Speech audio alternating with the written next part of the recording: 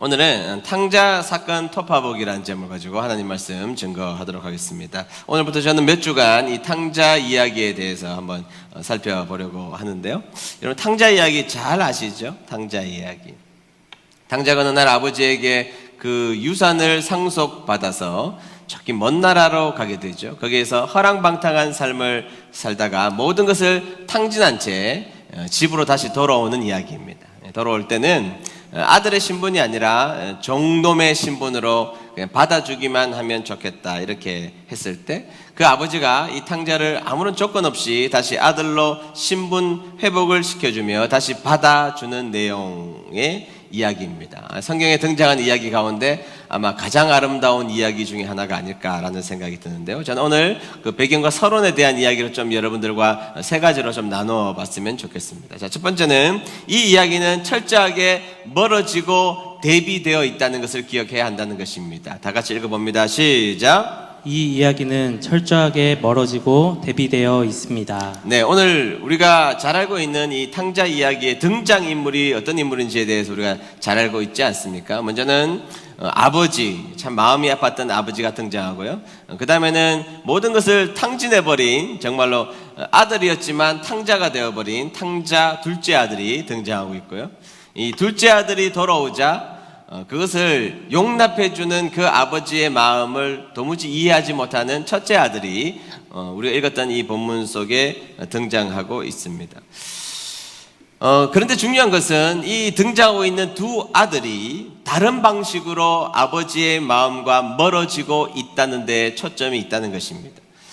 이 두 아들은 둘 다 아버지의 마음을 몰라주어서 아버지의 마음과 굉장히 멀어지는 자녀들이었음을 밝히고 있죠. 탕자는 우리가 뭐 말할 것도 없지 않습니까? 아버지의 죽음을 선언하고 그 유산을 받아서 저 먼 나라로 도망가 버리고 모든 것을 잃어버리고 탕자 짓을 한 아들이니까 그 아버지의 마음과 멀어진 사람이 되어버리고 말았습니다. 첫째 아들은 어떤가요? 첫째 아들은 잃어버린 둘째 아들을 자신의 동생이 돌아왔을 때에 그것을 조건 없이 용납해 주시는 그 아버지의 자비 앞에 이 아들은, 첫째 아들은 못마땅했던 것입니다. 아버지의 용서, 그 나쁜 짓을 하고 온 그 아들도 이해가 되지 않았지만 그 아들을 조건 없이 받아들이는 이 아버지의 의미 없어 보이는 낭비하는 사랑 앞에 도무지 받아들일 수 없는 이 첫째 아들의 고통과 마음이 있었던 것이죠. 그래서 이 첫째 아들은 아버지의 마음을 몰라줘서 아버지의 마음과 멀어지는 대상이 바로 첫째 아들이었다는 것입니다. 그런데 이 탕자 이야기에 등장하고 있는 이 인물은 그냥 상징적 인물에 불과할까요? 네, 그렇지 않다고 생각합니다. 1절을 보겠습니다. 1절 말씀을 보도록 할게요. 다 같이 읽습니다. 시작. 많은 세리들과 죄인들이 말씀을 들으려고 예수님께 가까이 나아왔습니다. 아멘. 자, 예수님의 말씀을 듣기 위해서 성경에서는 많은 세리들과 많은 죄인들이 하나님의 말씀을, 예수님의 말씀을 듣기 위해서 예수님 가까이 나왔음을 성경에서는 그리고 있다는 것입니다. 근데 여러분, 여기에서 등장하고 있는 세리는 아주 사악한 죄인의 대표격인 사람들이죠. 뭐 세리만 왔나요? 성경에 보면 창녀들도 오고 뭐 이렇게 하는 것을 봐서 예수님 주위에 있었던 많은 많은 죄인들은 우리가 생각하는 것보다 훨씬 더 죄질이 좋지 않은 죄인이 오게 되었던 것입니다. 그래서 이 죄인들은 사람들에게 손가락질 받는 존재였습니다. 손가락질 받는 이 죄인들이 불쌍하게 여러분들이 느껴지실까요?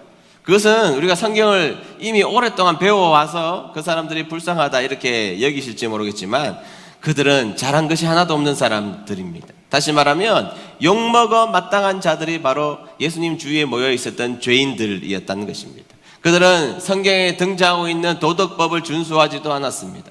정결의식에 대해서 관심도 없었던 사람들이 바로 이 죄인들이었던 것이죠. 뭐 거기에 관심이 있었으면 자신의 삶을 돌이켰어야만 했지만 돌이키지 않은 채 여전히 그 삶을 살아가는 그들의 모습은 손가락질 받아서 마땅한 자들이었다는 것입니다.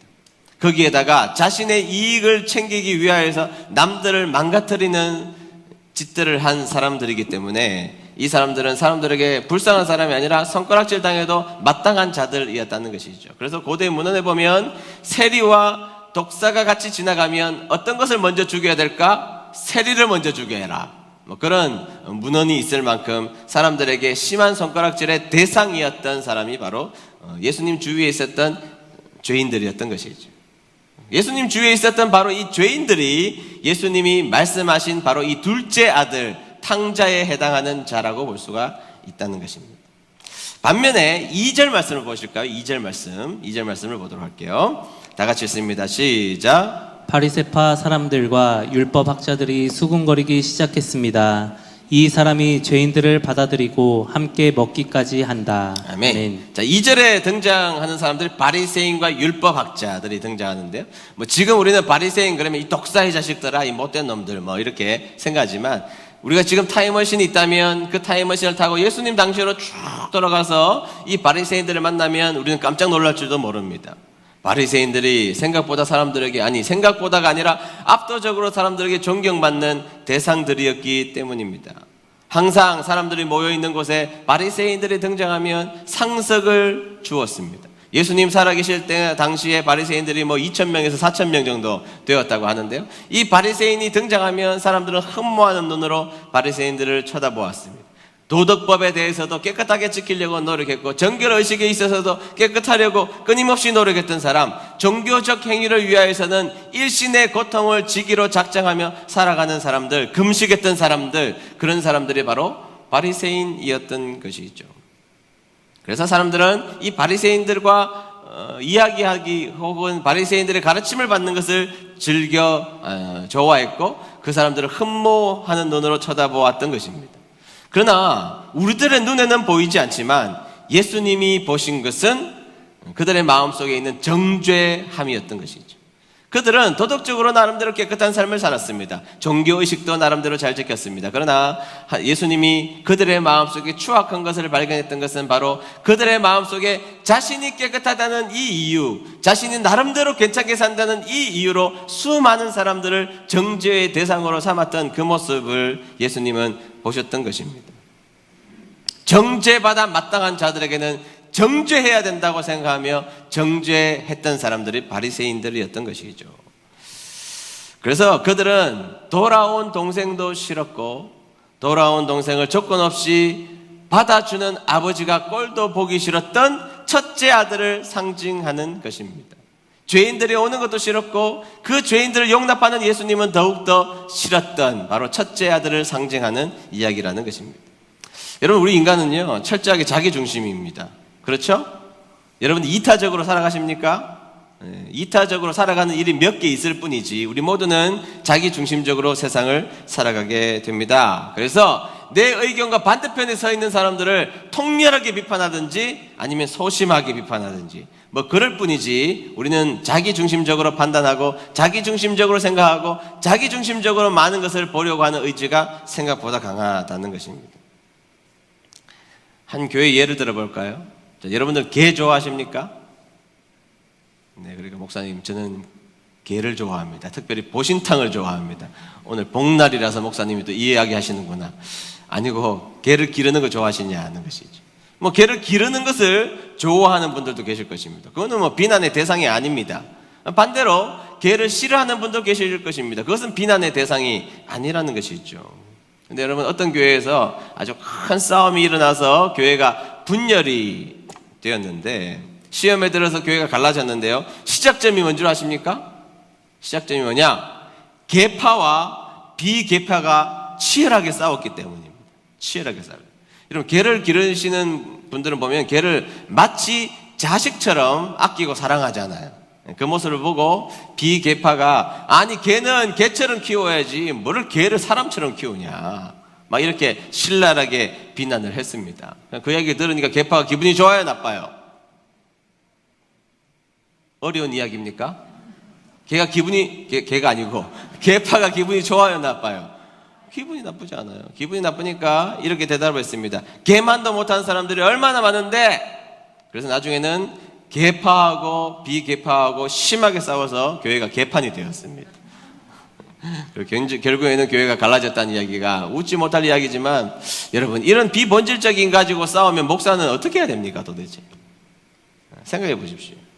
싸울 수 있는데, 뭐 사람들이 살다 보면 싸울 수 있잖아요. 싸울 수 있는데 도대체 어디까지 간 것입니까? 별것 아닌 거 가지고 개파와 비개파는 하나님의 마음과 멀어지게 되었던 것입니다. 하나님의 마음과 멀어지는 자리. 어떤 분들은 그런 이야기해요. 목사님, 분쟁이 있으면 말리면 목사님 저 진심이에요 그러는데 저쪽에서 물어보세요. 그쪽도 진심입니다. 진심끼리 싸우는 거예요. 여러분 진심을 믿지 마십시오. 다 진심 때문에 싸우죠. 여러분 우리나라의 민주당은 진심 아닙니까? 우리나라의 국민의힘은 진심이 아닙니까? 정의당은 진심 아닙니까? 다 진심입니다. 여러분 사람들이 다 자기가 가지고 있는 가치관을 진심으로 여기기 때문에 그것을 굽히지 않고 목숨 걸고 싸우는 것이거든요. 그러니까 목사님 저 진심인데요, 이런 이야기는 의미가 없는 이야기일 수 있습니다. 그것보다 더 중요한 것은 내가 하는 행동으로 하나님의 마음이 얼마나 아플까, 내가 하는 행동이 하나님과 얼마나 하나님의 마음과 멀어지고 있는지를 생각해 보는 것이 훨씬 더 중요한 문제일 수 있다는 것입니다.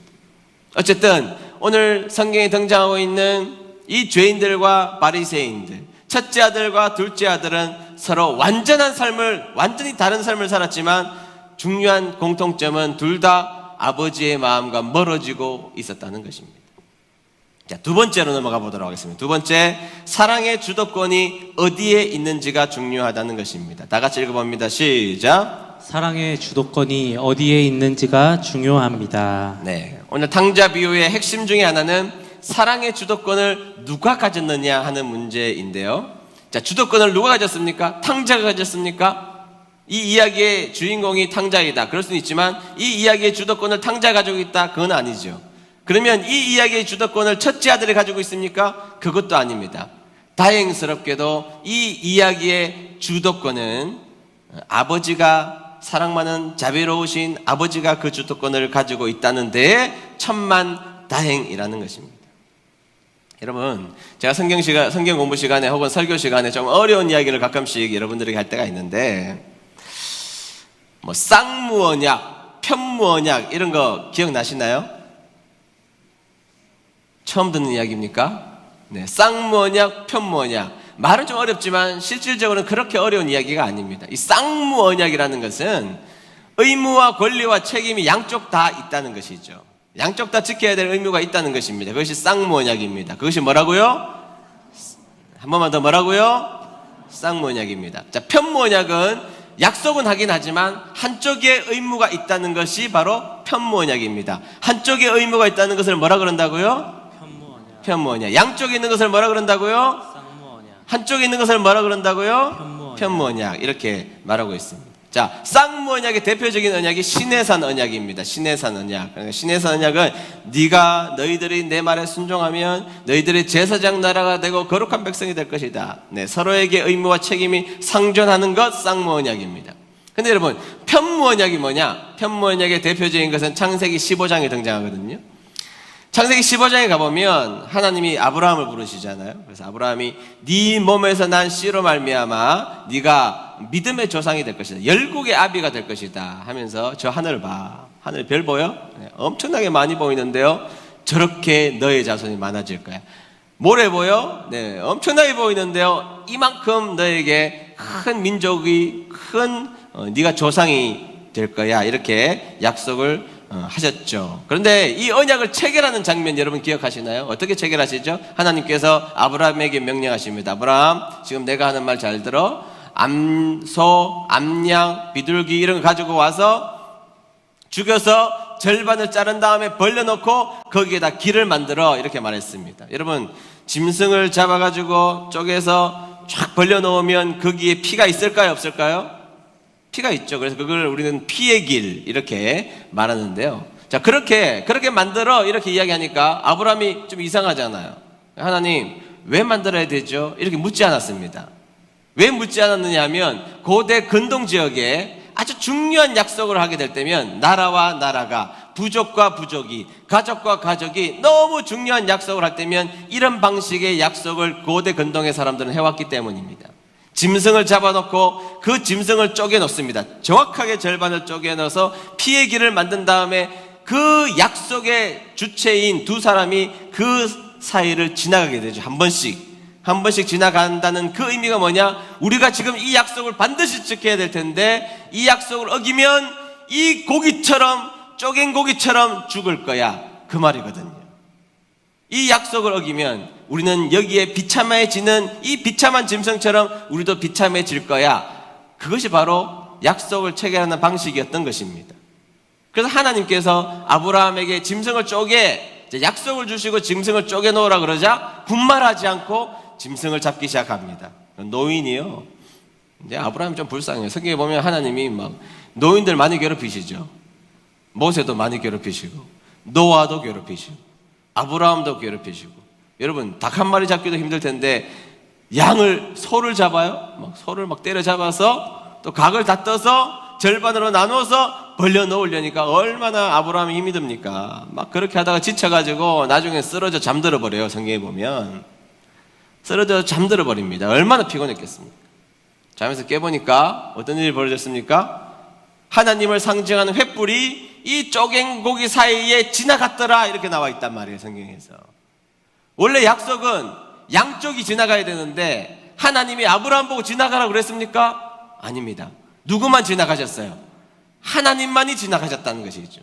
자, 이 말이 무슨 말입니까? 하나님께서 자신의 목숨을 담보로 걸고 지금 우리가 한 약속을 내가 책임감 있게 이것을 지켜나갈게, 그렇게 하셨단 말이죠. 이게 무슨 언약이라고요? 다시 설명해야 됩니까? 이것을 뭐라고 그런다고요? 편무 언약이라고 한단 말이죠. 편무 언약. 그러면 자, 여기서 여러분들에게 질문을 한 가지 하겠습니다. 양쪽에 책임이 있는 쌍무 언약이 더 잘 지켜질까요? 한쪽에 의무가 있는 편무 언약이 더 잘 지켜질까요? 전자입니까? 후자입니까? 네, 전자라고요? 쌍무 언약, 양쪽이 책임이 있으니까 더 잘 지켜질 것 같지만 성경의 역사를 보면 항상 쌍무 언약은 실패했지만 편무 언약은 성공했습니다. 왜일까요, 여러분? 왜 그렇습니까? 사람에게는 그 언약을 지킬 힘이 부족합니다. 의지가 부족하고 순종을 해내지 못합니다. 그리고 여러분 생각해 보십시오. 하나님께서 너를 통하여서 큰 민족을 이루게 해줄게, 그렇게 말씀하셨지만 아브라함은 정작 아이 한 명도 없는 사람입니다. 자신의 힘으로는 큰 민족을 이룰 수 있는 능력도 자신에게는 없었던 것입니다. 여러분, 그리고 서로 약속을 지켜야 되는 쌍무 언약 속에서는요, 여러분, 우리 인간 사이에서 일어나고 있는 약속 있잖아요. 서로 지켜야 될 의무가 있을 때 밸런스가 한쪽에 깨어지기 시작하면 그 순간부터 그 약속은 무너져 내려버리기 시작한다는 것입니다. 밸런스가 깨어지면 섭섭하다 그러고, 밸런스가 깨어지면 어떻게 너는 이렇게 의무를 다하지 않는다 그러고, 밸런스가 깨어지면 감정도 깨어지고 나중에는 궁극적으로 약속도 무너지게 되어 있다는 것입니다. 그뿐만이 아닙니다. 서로 약속을 지키려고 할 때 약속에 대한 마음도 바뀌기도 하고 약속을 지킬 힘이 없어지기도 하고 나중에는 서로에 대한 사랑이 식어지기도 하더라는 것입니다. 여러분, 그렇지 않아요? 왜 밸런스가 깨어집니까? 항상 우리는 나에게는 후하고 상대에게는 박하기 때문입니다. 내 의견은 항상 옳고 상대에게는 틀릴 가능성이 높기 때문입니다. 그래서 여러분, 반드시 쌍방이 언약하고 약속한 것은 시간이 지나면 하향평준화됩니다. 하향평준화돼요. 결혼 생활도 처음에는 막 뜨겁게 사랑할 것처럼 약속했는데 나중에는 그냥 죽지 못해 산다는 것이 되죠. 자식들 내가 결혼시키면 내가 도장 찍으러 간다, 그렇게 되는 하향평준화 된다는 것입니다. 여러분, 결혼 생활도 마찬가지고 행복한 결혼 생활을 하는 분도 계시지만 그렇지 않은 가정도 많죠. 어디가 더 많을까요? 객관적으로 말하면 좀 불행 쪽에 가까운 가정들이 훨씬 더 많은 것도 사실입니다.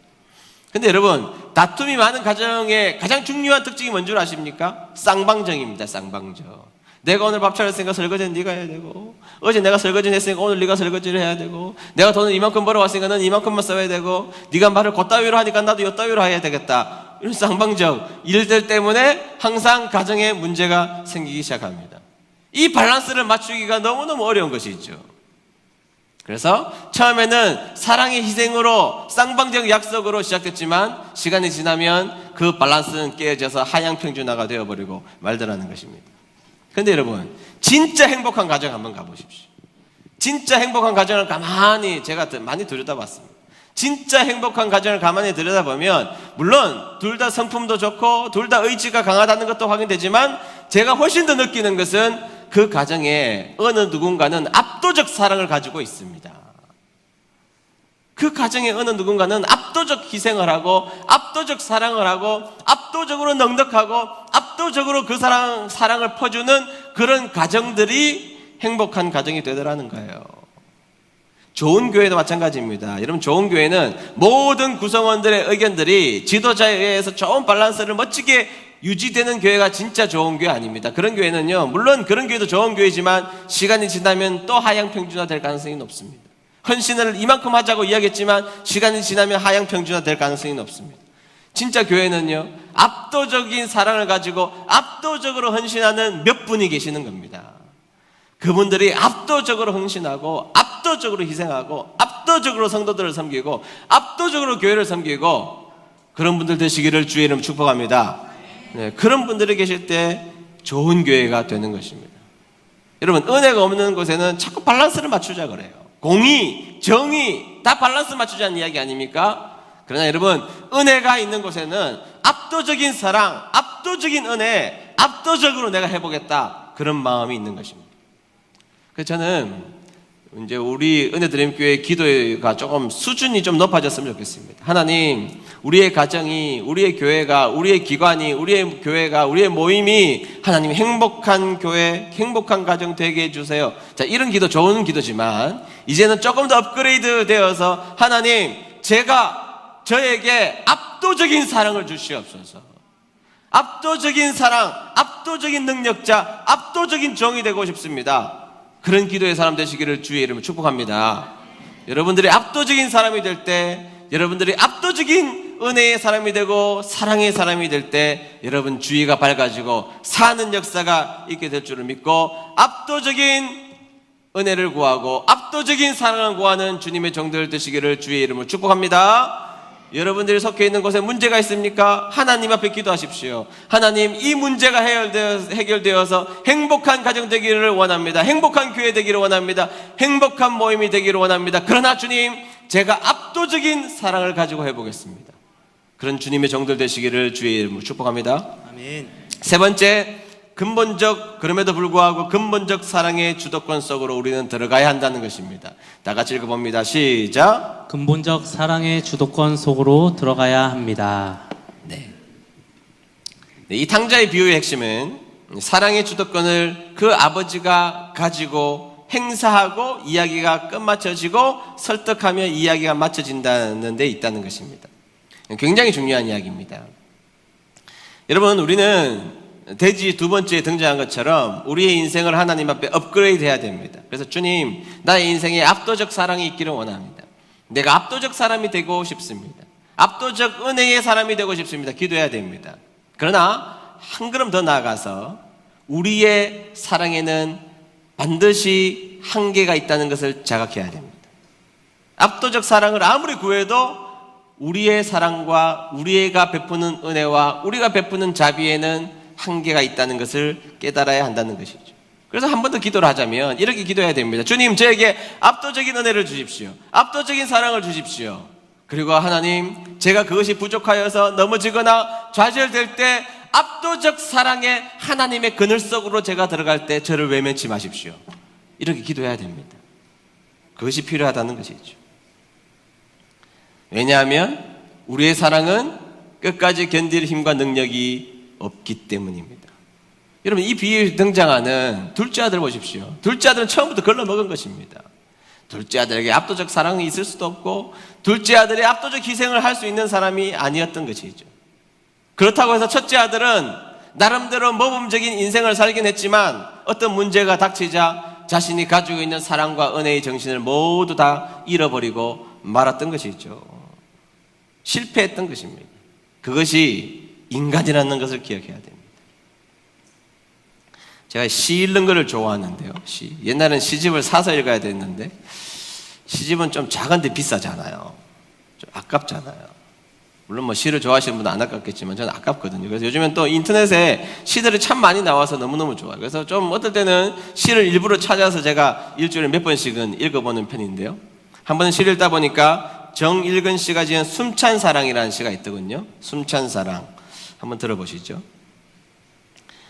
100일 홍꽃, 100일 동안 불타는 말은 햇살 환한 은연리에서는 고짓이다.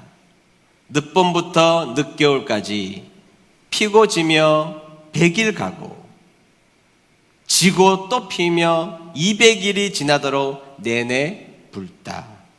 화무 11홍이란 옛말, 은연리 200일홍 앞에서는 크게 야단 맞을 말이니 나는 살면서 100일, 200일 누군가를 붉게 사랑한 적이 있는가? 그런 붉은 사랑 받아본 적이 있는가? 풀코스를 전속력으로 뛰는 마라토너처럼 처음부터 끝까지 붉은 저 숨찬 사랑 앞에 사람의 사랑 너무 쉽게 피었다. 너무 빨리 지는 꽃이다. 너무 멋진 시 아닙니까? 좀 감동 짓는 표라도 좀 읽는 사람의 목소리는 별로 안 좋지만 그렇잖아요 여러분. 이 200일간 100일홍은 100일만 피우면 되는데 은연리의 100일홍은 200일이나 피고 지고 피고를 계속해서 반복하는 그 숨찬 사랑의 모습을 봐요. 마라톤 하면 여러분 달리기 하면 숨이 막 그냥 토할 만큼 숨이 찰 때가 있거든요. 그래도 끝까지 결승점을 향해서 마라톤은 목표대로 끝까지 가고 있지 않습니까? 처음부터 끝까지 붉은 저 숨찬 사랑을 해내는 저 나무를 바라보면서 사람들의 사랑은 너무 쉽게 피었다가 너무 쉽게 지고 만다는 것입니다. 여러분, 우리의 사랑이 바로 이런 모습이라는 것입니다. 금방은 좋습니다. 뜨거울 때는 괜찮았습니다. 문제가 없을 때는 아무것도 아니었습니다. 그러나 숨찬 사랑이 시작되는 그 순간이 되면 우리는 그 사랑을 포기하려는 의지부터 드러내는 것이죠. 그리고 너무 금방 피는 우리들의 사랑이 너무 금방 지고 마는 어리석은 사랑을 하게 된다는 것입니다. 그래서 탕자의 비유의 결론은 한 사람의 변화에 초점을 맞춘 것이 아니라 탕자의 비유의 핵심은 이 모든 문제 앞에 모든 사랑을 해줄 수 있는 아버지께로 귀결된다는 것입니다. 사랑하는 은혜드림 교회 성도 여러분, 내 속에 압도적인 사랑을 위해서 기도하는 여러분 되시기를 주의 이름으로 축복합니다. 그러나 여러분, 이 압도적인 사랑은 반드시 제한적일 수밖에 없다는 것도 기억하셔서 여러분들을 끝까지 품으시는, 여러분들의 사랑이 한계가 느껴질 때쯤이면 여러분들을 끝까지 사랑하시는 우리의 아버지 하나님께로 들어가서 그 크신 사랑을 한번 듬뿍 받고 또 나와서 사랑하고, 듬뿍 받고 또 나와서 사랑하고, 주님의 사랑을 듬뿍 받고 또 나와서 사랑을 해내는, 그래서 주님이 기뻐하시는, 주님의 마음과 멀지 않아 가까워지는 저와 여러분 되시기를 주의 이름으로 축복합니다. 오늘 말씀을 기억하셔서 은혜, 하나님의 은혜를 생각해 보도록 하겠습니다. 나에게는 없지만 우리는 은혜 받은 자라는 것을 기억하며 넉넉한 사랑 주기를 원하는 마음으로 우리 찬양 고백하며 부르도록 하겠습니다.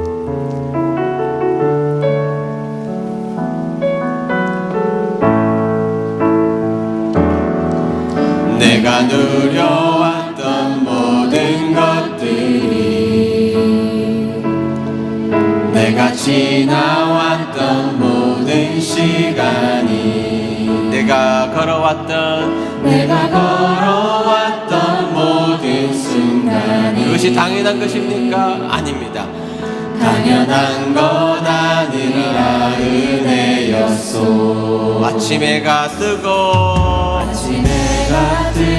저녁에 노을, 봄의 꽃향기와 가을의 열매,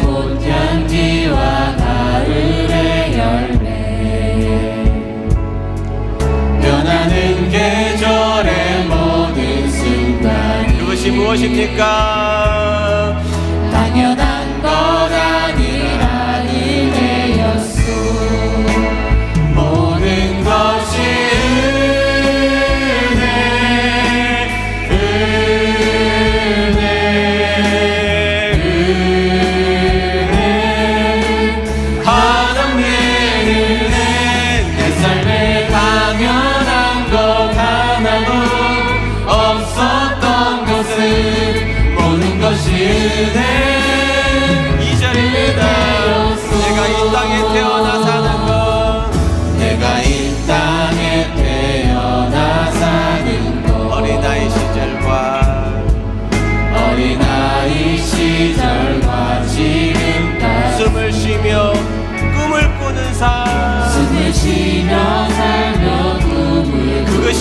있을까요? 당연한 것 아니라 은혜였소. 내가 하나님의 자녀로 살며 모든 것을 주시는 하나님, 우리를 책임지시는 하나님의 자녀가 된 것입니다. 오늘 찬양하고 예배하는 삶, 복음을 전할 수 있는 축복이, 복음을 전할 수 있는 축복이 당연한 것 아니라 은혜였소.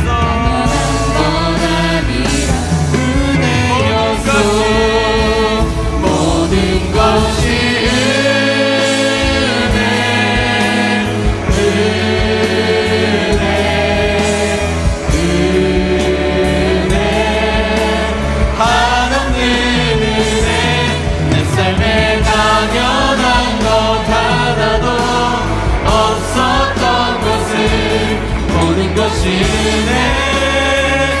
다같이 손을 들고 찬양할까요? 우리 주님을 바라보며 모든 것이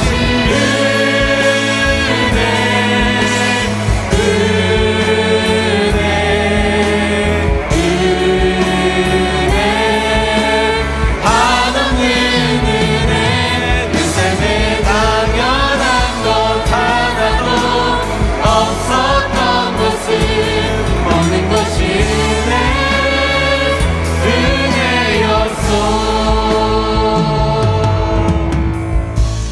머리 숙여서 기도하겠습니다.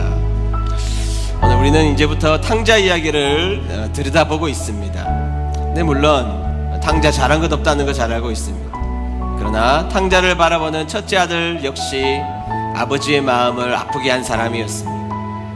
모두들 아버지 덕에 살았고 아버지의 위대한 용서를 받고 살았습니다. 여러분, 우리에게 사랑이 있습니까? 우리는 항상 내가 너에게 이만큼의 사랑을 주었어, 너도 나에게 이 정도의 사랑으로 갚아야 돼. 그래서 우리는 항상 우리들 사이에서는 그 균형이 깨어져 버려 상처받고 아파하는 모습으로 살아가고 있습니다. 때로는 누군가에게 충분한 사랑을 주고 싶은 마음이 없었던 것은 아닙니다. 그러나 시간이 지나 보니 나에게 힘이 없다는 것을 깨닫게 되는 것이죠. 오늘 하나님 앞에 이렇게 기도했으면 좋겠습니다. 하나님, 우리에게 압도적인 사랑을 허락해 주십시오. 내가 압도적인 사랑의 주인공이 되고 싶습니다. 많은 사람들을 압도적으로 사랑하는 사람으로 살고 싶습니다. 그리고 하나님, 내가 가끔씩 압도적인 사랑, 내가 가지고 있는 사랑의 모든 에너지가 무너질 때 나는 다시 하나님의 품속에 가겠습니다. 저를 외면치 마시고 받아주시고 주님의 압도적인 사랑을 저에게 또 흘려보내주셔서 우리에게 주어진 이 세상을 압도적으로 살아가는 주님의 백성이 되고 싶습니다. 다같이 마음을 합하여서 1분간만 우리 기도하도록 하겠습니다. 기도합시다. 하나님 아버지, 주님의 사랑에 은혜와 감사합니다.